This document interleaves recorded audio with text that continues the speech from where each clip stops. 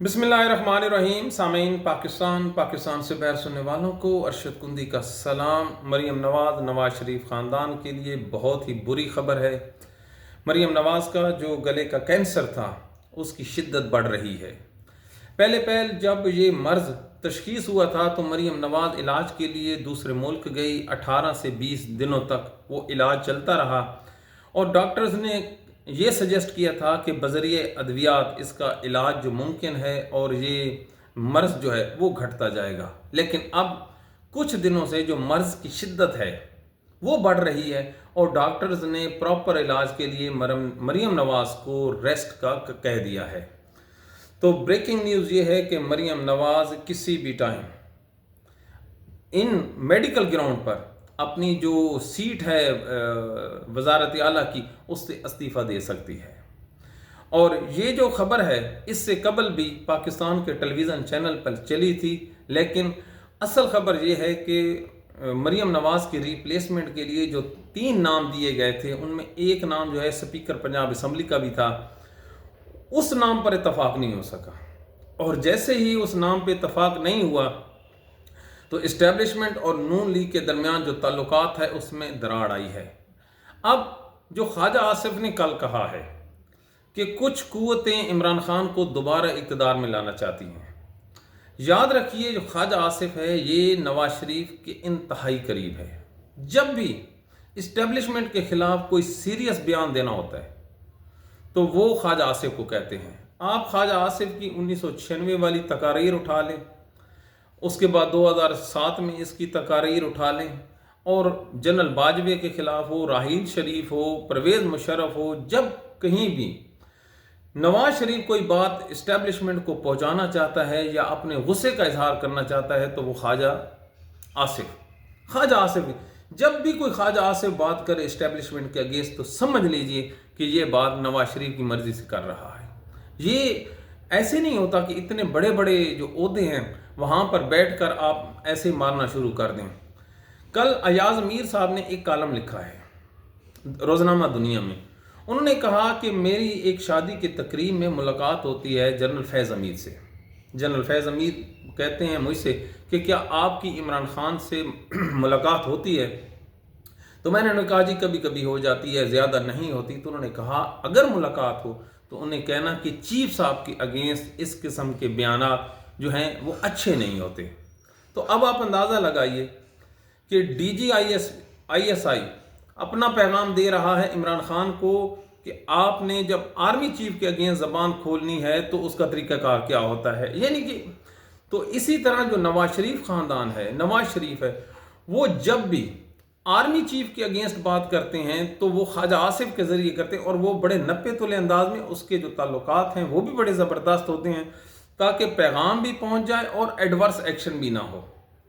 ये सियासत है ना। तो ये जो उन्होंने कहा है कि कुछ कुव्वतें इमरान खान को दोबारा इक़्तिदार में लाना चाहती हैं, इसकी 2 सूरतें हैं। पहला तो ये है कि ये जो वज़ारत आला पंजाब की है उसकी तब्दीली के लिए जो नाम नवाज शरीफ या शरीफ ख़ानदान देना चाहता है उस पर जो है इत्तफाक नहीं हो रहा और शरीफ ख़ानदान के अंदर भी नहीं हो रहा।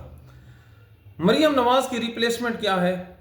हमज़ा शहबाज इससे कबल भी पंजाब का जो वज़ीर आला रहा है, लेकिन इन दोनों कज़न्स की पिछले 2 साल से जब से मरीम वज़ीर आला बनी है हमज़ा और इनकी मुलाकात तक नहीं हुई।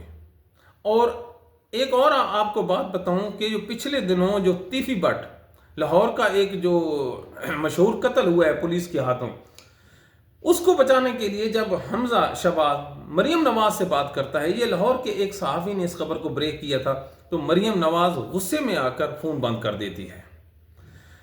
और जो टीम शहबाज शरीफ की या हमज़ा शहबाज की लाहौर शहर में या पंजाब में ग्राउंड पर मौजूद है उसकी भी मरीम नवाज़ से मीटिंग जो है वो बंद है। तो पिछले 2 सालों में जितने भी सैकड़ों की तादाद में जो नून लीग के पुराने वर्कर हैं जो शहबाज शरीफ और हमज़े के साथ काम करते थे, हमज़ा और मरीम नवाज़ की जो आपस में ये तू मैं या अनबन है, on the basis of that उन वर्कर्स की भी जो मुलाकातें हैं वो बंद हैं। تو اب آپ اندازہ لگائیے کہ اقتدار کے لیے کیا کیا پاپڑ بیلنے پڑتے ہیں اور کتنی کتنی لڑائیاں مول لینی پڑتی ہیں۔ تو شریف خاندان کے اندر یہ جو لڑائی ہے یہ کوئی نئی بات نہیں ہے۔ اچھا خیر، کہنے کا مقصد یہ تھا کہ حمزہ شہباز کو مریم نواز کی ریپلیسمنٹ کے لیے نہیں لایا جا رہا۔ اگر مریم نواز چلی جاتی ہے تو حمزہ شہباز بطور وزیر اعلیٰ نہیں آئے گا۔ اب یہ جو ڈیولپمنٹ ہوئی ہے، اب آپ کے سامنے ہم نے 4 دن پہلے ایک سٹوری بریک کی تھی کہ پنجاب کے جو 25 ایم پی ایز ہیں ان کا ایک گروپ بنا ہے۔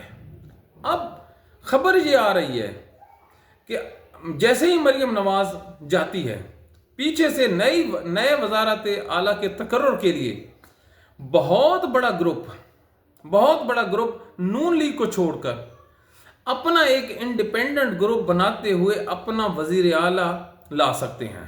اور بھائی جی، یہ پاکستان ہے۔ کتنی بڑی سیاسی جماعت تھی پاکستان تحریک انصاف، کتنے بڑے بڑے اس کے نام تھے، جہانگیر ترین ہو گیا، علیم خان ہو گیا، تو یہ کیوں چھوڑ گئے؟ ان سب کو جنرل باجوہ نے کہا تو انہوں نے چھوڑ دیا۔ اب تو سارے کہہ رہے ہیں نا، تو اب موجودہ اسٹیبلشمنٹ کے کہنے پر چاہے سزا ہو جنرل فیض حمید کو، اس کا پاکستان کی پولیٹکس سے کوئی نہیں تعلق کہ پاکستان کی پولیٹکس سے مداخلت راتوں رات ختم ہو جائے گی، بالکل نہیں ہوگی۔ اور یہ کبھی امید ہے کہ یہ جو گروپس ہے یہ اپنا نیا ایک چہرہ لے کے آئیں گے، جس کو دیکھ کر تمام کے تمام لوگوں کے جو چہرے ہیں اور جو حالات ہیں یہ بدل جائیں گے۔ اب آپ نے اس خبر کی جو تصدیق ہے یہ اب نجم سیٹھی سے کیجیے۔ نجم سیٹھی نے رات کو ایک پروگرام کیا ہے۔ اس پروگرام میں انہوں نے کہا کہ جو نئے چہرے ہیں، جو نئی لسٹ بنی ہے، اس میں کئی پرانے چہرے جو ہیں وہ چلے گئے ہیں اور نئے چہرے اندر آئے ہیں، نون لیگ کے اندر بھی، تحریک انصاف کے اندر بھی۔ تحریک انصاف نے نئے حالات کے تحت اپنی نئی حکمت عملی ترتیب دی ہے، وہ بھی ڈھل گئے ہیں۔ انہوں نے بھی اپنی سوچ کو جو ہے، اپنی حکمت عملی کو تبدیل کیا ہے اور خالصتاً وہ پاکستانی پولیٹکس کرنے جا رہے ہیں۔ 23 رکنی نئی کمیٹی میں یار وہ عارف علوی نہیں ہے، جو دیگر کئی بڑے بڑے نام ہیں وہ نہیں ہیں، بالکل نئے لوگ اور سافٹ امیج رکھنے والے لوگ، وہ تحریک انصاف کی اب سیاست اور پالیسی سازی کریں گے۔ اور ان لوگوں نے اسٹیبلشمنٹ کے ساتھ تعلقات کو بحال کرنے کے لیے، اسی کا نام پولیٹکس ہے، مار دھاڑ سے کچھ بھی نہیں ہونا سوائے نقصان کے۔ قائد اعظم نے پاکستان کیسے بنایا؟ سیاست سے۔ میرے نبی نے کیا کہا؟ آپ نے جو چیز کسی سے منوانی ہے حکمت سے، حکمت عملی سے۔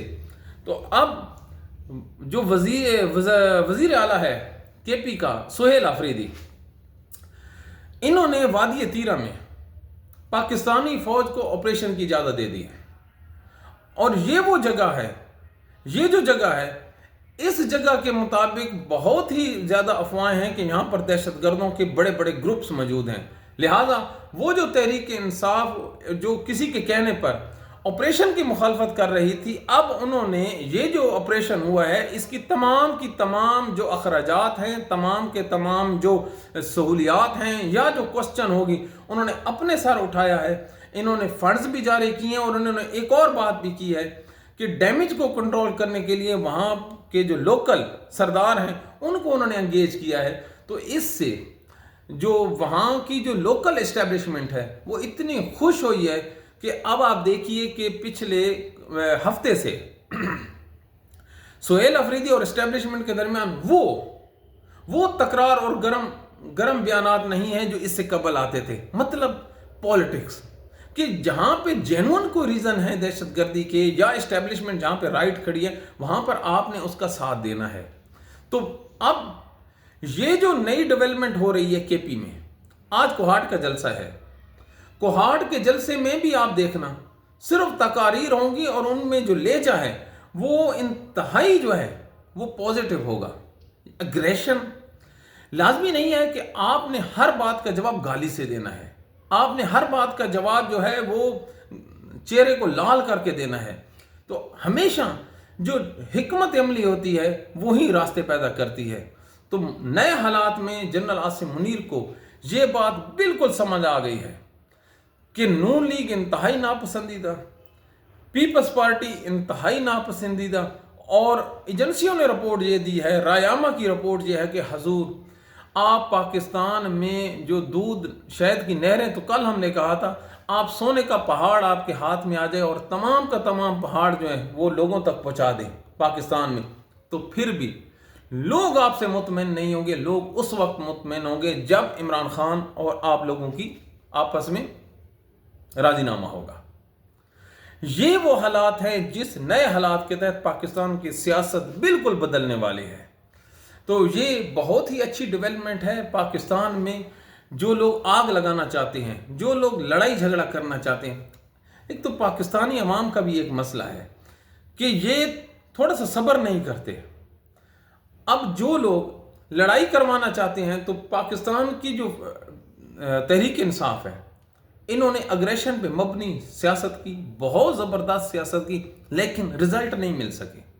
جب رزلٹ نہیں مل سکے تو عقل مندی کیا ہے؟ عقل مندی یہ ہے کہ آپ نے اپنی حکمت عملی کو تبدیل کرنا ہے۔ دیکھیے نا، جو چیز مکے سے نہیں آ رہی، تو یار وہ ہو سکتا ہے قائد اعظم کے نقش قدم پر چلتے ہوئے آپ وہ بات چیت کے ذریعے سے آپ لے آئیں۔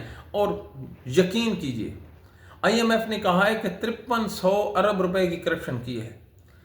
تو یہ جو شریف خاندان ہے، اس کی پریورٹی کیا ہے کہ تحریک انصاف اور اسٹیبلشمنٹ آپس میں لڑتے رہیں، یہ آپس میں لڑتے رہیں، وہ یہاں پہ حکومت کرتے رہیں۔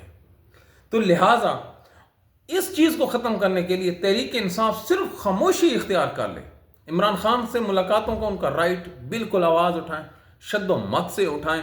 ہر ہفتے میں 3 دن اڈیالہ آنا ہوتا ہے، 4 دن بیٹھے رہیں، لیکن وہ جو فضول قسم کے بیانات ہیں نا جی، ایک آدمی ہے احتجاج کرتا ہے اور ایک آدمی ہے جو گالیاں دیتا ہے، ان دونوں میں فرق ہے۔